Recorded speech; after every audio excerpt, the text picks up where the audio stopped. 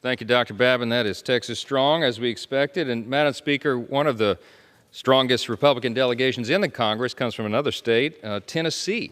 And I am delighted to yield next to one of the hardest-working men in Congress, Mr. Rose. Thank you, Chairman Johnson, for yielding time tonight. Madam Speaker, despite what President Biden and congressional Democrats have to say, higher prices at the fuel pump are not because of a Putin price increase.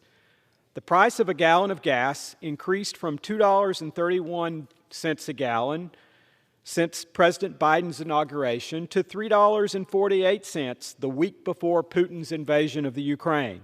That's a 50% increase before the invasion of Ukraine even began.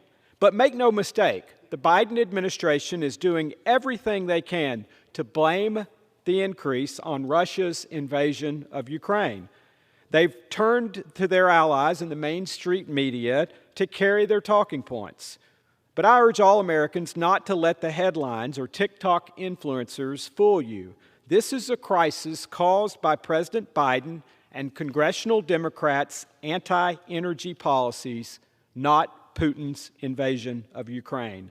Unfortunately, we all knew this was coming when President Biden said on the campaign trail that he would, quote, transition away from the oil industry, close quote.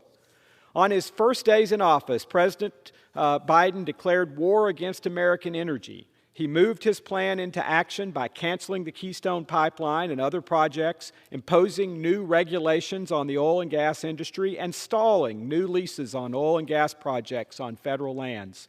If the president has a legitimate plan to lower energy prices and fight inflation, we, the American people, would love to see it. But until we do, I can only guess the president's plan is what he has done since taking office: spend trillions of dollars and hope Americans purchase expensive electric vehicles. That's not a plan, it's a pipe dream. The truth is that this is not the America President Biden inherited. Under President Trump, America was energy independent, even a net oil exporter. Inflation was well under control. Gas was less than $2.50 a gallon, and our enemies were our enemies, not potential trade partners. But the price of a gallon of gas, along with inflation, has increased every single month since President Biden was inaugurated.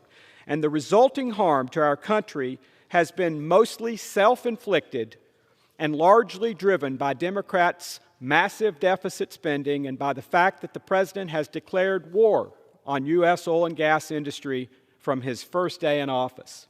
Every step he has taken to hinder the oil and gas industry diminishes capitalism, the very engine of our economy and our relatively high standard of living. Whether it's in our schools or with our health care decisions, President Biden's administration wants you to do what they say instead of trusting what has made us the most prosperous country in the history of the world.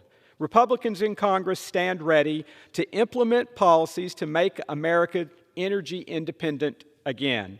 It's time for the president to reverse the war against American energy and recognize that the solution to his energy crisis exists right under our feet.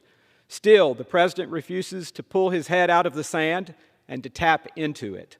He will stop at nothing to satisfy his left-wing base, even if it is at the expense of everyday, hardworking Americans who I am proud to represent in Middle Tennessee. Thank you, Chairman, and I yield back. Appreciate that, Mr. Rose. A lot of common sense there, and we'll stay on that theme for this great state of Tennessee. Madam Speaker, I am happy to yield next to another gentleman from that great state. More common sense.